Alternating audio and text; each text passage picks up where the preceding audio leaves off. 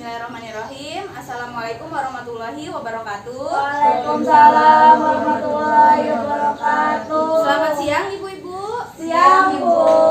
Masih semangat ya? Masih. Oke, masih dong ya. Saya Eka Huswatun Hasanah, Ibu, akan melanjutkan materi kita masih di modul 3 ya Bu ya, tentang pentingnya gizi dan kesehatan, pelayanan kesehatan bagi ibu hamil. Di sesi ke-8, langkah 5 tentang pemeriksaan kesehatan setelah melahirkan. Nah, ibu-ibu kelompok cerdas udah siap menyampaikan hasil diskusinya ya? Sudah, Bu. Oke, silahkan dari kelompok cerdas untuk menyampaikan hasil diskusinya kemarin. Silahkan. Ya, kelompok cerdas ya Bu ya. Kemarin bahas gimana melahirkan dan apa yang dibutuhkan. Iya, benar. Jawabannya di puskesmas, di bidan terdekat atau di rumah sakit.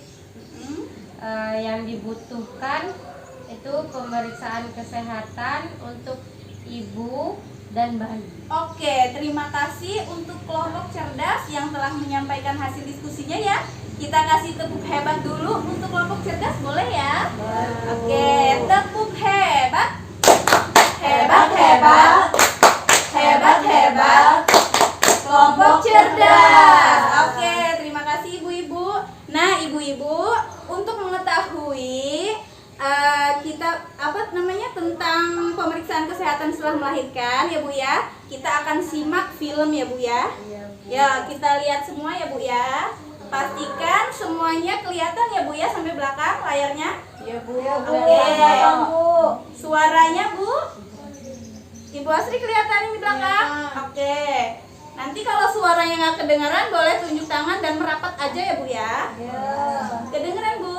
Kedengeran. Kurang besar Mbak. Oh, kurang besar. Oke. Dan Oke.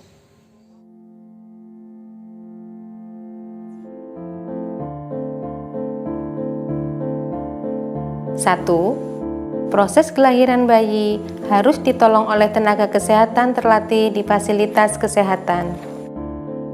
2. Minum lagi kapsul vitamin A warna merah pada hari kedua sesudah melahirkan. 3. Memperoleh pelayanan kesehatan paling tidak 3 kali pada minggu pertama, kedua, dan keenam setelah melahirkan. 4. Memperoleh dan mengkonsumsi tablet tambah darah setiap hari selama 40 hari berturut-turut atau sesuai anjuran dari tenaga kesehatan jika menderita kurang darah akibat perdarahan saat melahirkan. 5. Memperoleh konseling perorangan atau kelompok tentang kesehatan khususnya perawatan bayi baru lahir, menyusui eksklusif, dan pemberian MPASI dimulai dari bayi usia 6 bulan. 6. Menggunakan alat kontrasepsi sesuai anjuran petugas kesehatan untuk mencegah kehamilan sampai bayi berusia minimal 2 tahun.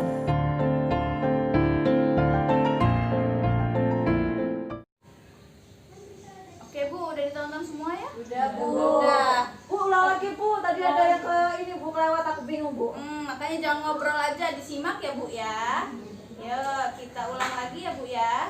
Coba mendekat aja yang dari jauh, kalau nggak kelihatan ya Bu ya, boleh mendekat.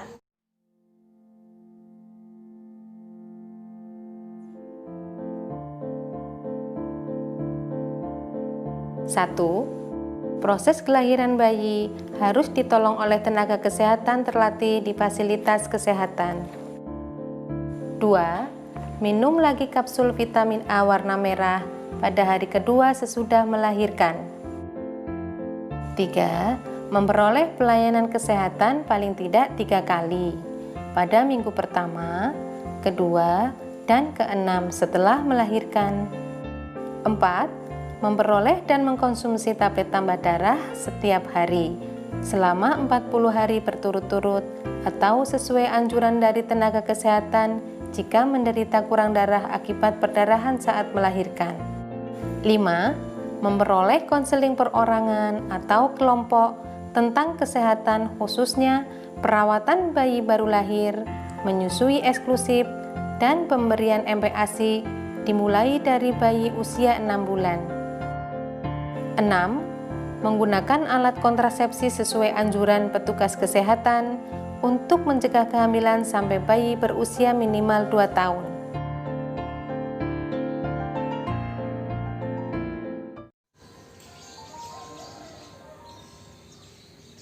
Oke ibu-ibu, udah ditonton semua filmnya ya bu ya? Udah, Bu. Nah ibu-ibu, dari film yang kita tonton barusan nih bu, di mana sih bu sebaiknya ibu hamil harus melahirkan? Di layanan kesehatan, Bu. Di layanan kesehatan ya, bisa di bidan ya, terus bisa di mana bu? Ya. Nah jadi ibu hamil harus harus melahirkannya di layanan kesehatan. Selanjutnya bu, apakah setelah melahirkan ibu hamil harus periksa kesehatan bu? Wajib ya, berapa kali bu? 3 kali.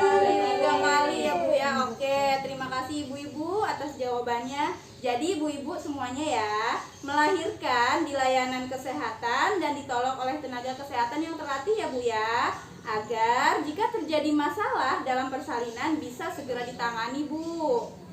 Tanda bahaya pada persalinan bisa kita lihat bu di buku pintar dan gizi, kesehatan dan gizi di halaman 16 bu. Boleh dibuka bu, bawa buku pintarnya semua bu ya. Oke, udah bu halaman 16 ya. Iya, Bu. Oh iya benar.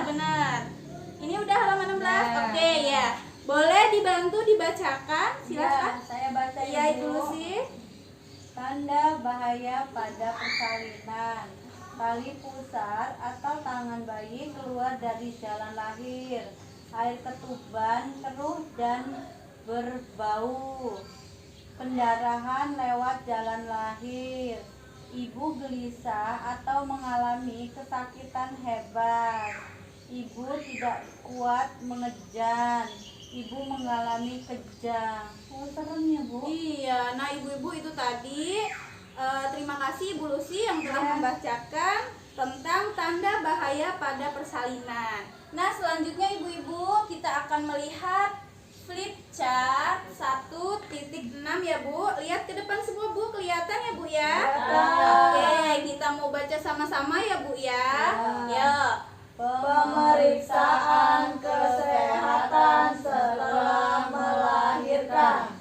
Perawatan kesehatan ibu nifas oleh bidan atau dokter dilaksanakan minimal 3 kali. Pertama, 6 jam 3 hari setelah melahirkan. Kedua, hari keempat sampai 28 setelah melahirkan. Ketiga, hari ke-29 sampai 42 setelah melahirkan. Oke, terima kasih ibu-ibu telah membantu membacakan flip chartnya ya bu ya. Nah ibu-ibu, jadi pelayanan kesehatan ibu nifas itu bisa kita lihat ya bu ya, ada di buku pintar kesehatan dan gizi ya bu ya. Jadi ibu harus menghubungi petugas kesehatan bu ya jika mengalami tanda bahaya nifas. Nah apa aja sih tanda bahaya nifas? Bisa kita lihat bu di buku pintarnya halaman 16. Boleh di halaman 21, maaf bu, di halaman 21. Ini ya, Bu. 21. Oh iya benar, mana ibu? Oh iya udah. Oke, bisa tolong dibantu ibu untuk membacakan, silakan. Saya, Siapa? Bu. Oke, Ibu Deswita. Tanda bahaya ibu nifas. Pendarahan lewat jalan lahir. Keluar cairan berbau dari jalan lahir. Bengkak di wajah, tangan dan kaki. Atau sakit kepala dan kejang-kejang. Demam lebih dari 2 hari. Payudara bengkak, merah, disertai rasa sakit. Ibu terlihat sedih, murung, dan menangis tanpa sebab dalam kurung depresi, Bu. Nah itu tadi bu, tanda bahaya apa bu? Ibu nifas. Iya. Serem ya, Bu ya? Iya, makanya kita harus periksakan atau harus melahirkan ke fasilitas kesehatan biar ditangani. Nah ibu-ibu, selanjutnya ibu-ibu kita akan melihat flip chart 1.7 ya bu, tentang Gizi bagi anak baru lahir dan ibu menyusui. Boleh kita baca sama-sama ya Bu Ya, ya? Bu. Oke, yuk kita baca sama-sama. Gizi bagi anak baru lahir dan ibu menyusui. Oke, yang pertama Bu. Satu, melakukan inisiasi menyusui dini. Atau IMD. Oke, ibu-ibu, apa sih IMD itu? IMD itu inisiasi menyusui dini. Nah, jadi IMD itu adalah hak setiap wanita hamil ya Bu ya, wanita hamil yang kemudian melahirkan. Jadi ketika kita sudah melahirkan, yang pertama-tama harus dilakukan, penting dilakukan adalah IMD atau inisiasi menyusui dini. IMD itu yang ini tuh bukan sih kalau kita lahir. Iya, baru lahir terus ya. ditempelin di sini ya. Nah, itu adalah hak kita sebagai wanita yang melahirkan. Apa sih Bu sebenarnya manfaat IMD bagi ibu dan bayi? Ada manfaatnya nggak kira-kira? Nggak tahu Ada aku, dong Bu. Bu ya. Jadi Bu, manfaatnya Bu ya, suhu kulit pada bayi yang melahirkan akan menyesuaikan dengan suhu tubuh bayi. Kemudian kontak kulit ke kulit dapat meningkatkan kasih sayang Bu antara ibu dan bayi ya Bu ya. Kemudian ibu dan bayi akan menjadi lebih tenang Bu, karena pernapasan dan detak jantung bayi akan menjadi lebih stabil Bu, dan membuat bayi jadi tidak rewel. Nah, yang manfaat berikutnya, produksi ASI kita jadi lancar ibu-ibu.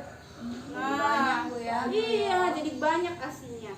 Jadi bayi memperoleh kolostrum dengan pemberian ASI secara eksklusif. Nah, ibu-ibu, selanjutnya yang kedua Bu. ASI yang Ayo Bu, baca bareng-bareng.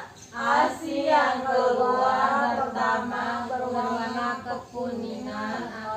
Kolostrum mengandung zat kekebalan tubuh, langsung berikan pada bayi, jangan dibuang. Nah, ini Bu, pernah dengar istilah kolostrum? Yang itu bukan sih kalau keluar itu kuning-kuning gitu Bu? Iya, jadi ASI pertama kali yang keluar warnanya kuning. Loh itu kata mamaku disuruh buang loh Bu. Katanya nggak boleh. Jangan. Katanya apa namanya? Pasti katanya gitu. Wah, itu nggak boleh ibu-ibu. Jadi kolostrum itu sebenarnya sangat baik Bu untuk kekebalan tubuh si bayi Bu ya. Jadi ASI yang pertama kali keluar itu memang warnanya kekuningan Bu, karena dia mengandung zat kekebalan tubuh dan itu sangat dibutuhkan bagi bayi yang baru lahir. Jadi jangan dibuang ya Bu ya. Baru tahu aku. Oke. Untuk anak selanjutnya aja lah. Selanjutnya Bu, yang ketiga kita baca bareng-bareng Bu ya. Berikan hanya ASI saja sampai berusia 6 bulan. ASI eksklusif. Oke, jadi Bu, kita dianjurkan atau diharuskan untuk memberikan ASI saja sampai bayi berusia 6 bulan. Tapi Bu, kadang kan anak rewel tuh ya. Malam-malam kadang si mbaknya tuh kasih pisang loh Bu. Nggak boleh Bu, karena lambung bayi itu masih kecil, masih segede kelereng Bu. Jadi dia nggak bisa dikasih apa-apa kecuali ASI. Air minum, air putih aja Bu, boleh nggak kira-kira? Nggak boleh, air putih tidak boleh. Madu tidak boleh juga, hanya ASI saja sampai bayi berusia 6 bulan. Katanya rewel, dia minta makan ya Bu ya. Kasih pisang, kasih Lapar mbaknya. katanya biar kenyang, anteng tidurnya. Padahal bayi rewel itu belum tentu karena lapar Bu. Bisa jadi dia karena ngantuk, pipis, kerasa nggak nyaman ya, pempesnya penuh gitu ya. Nah, kita yang harus lebih peka. Oke Bu, selanjutnya Bu. Kebutuhan ibu menyusui, makan makanan yang beraneka ragam yang mengandung karbohidrat, protein hewani, protein nabati, sayur dan buah-buahan. Oke Ibu, jadi nggak kalah dengan ibu hamil juga ya Bu ya. Ibu hamil juga kan perlu makan makanan yang bergizi ya Bu ya. Begitupun dengan ibu menyusui, sangat perlu makan makanan yang beraneka ragam, yang bergizi, yang mengandung karbohidrat, protein hewani, protein nabati, sayur dan buah-buahan. Jadi itu ya Bu ya. Kalau kata orang habis ngelahirin nggak boleh makan telur tuh bohong ya Bu. Bohong, Iya. boleh Ibu. Karena kalau Karena makan telur itu mengandung protein apa Bu? Protein Hewani. hewani ya Bu ya. Bisa juga protein nabati seperti tahu, tempe ya Bu ya. Itu sehari-hari. Sayurnya ya, sayur-mayurnya, Tiap hari tempe. buah-buahan ya Bu ya, jangan lupa. Jadi ibu menyusui itu perlu makan makanan yang bergizi dan beraneka ragam. Jangan lupa yang mengandung karbohidrat, protein, sayur-mayur, buah-buahan. Jadi kalau dulu kan kalau si Mbah jangan makan ikan nanti gatel katanya gitu. Makan aja Bu, tidak ada pantangan makanan bagi ibu menyusui ya Bu ya. Oke. Nah Bu, selanjutnya Bu. Kebutuhan air minum ibu menyusui adalah sampai 14 gelas sehari. Oke, jadi kebutuhan air minum bagi ibu menyusui adalah 12 sampai 14 gelas sehari. Air minum mineral ya Bu ya.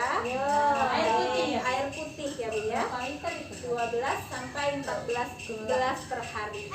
Nah, ibu-ibu, saya kira cukup sampai di sini dulu pertemuan kita hari ini. Dan untuk selanjutnya akan dilanjutkan oleh rekan saya ya Bu ya. Semoga pertemuan kita kali ini bermanfaat ya Bu ya. Oke, menambah pengetahuan kita bersama ya Bu ya. Kurang dan lebihnya saya mohon maaf. Dan kepada Allah saya mohon ampun. Saya akhiri. Wassalamualaikum warahmatullahi wabarakatuh. Waalaikumsalam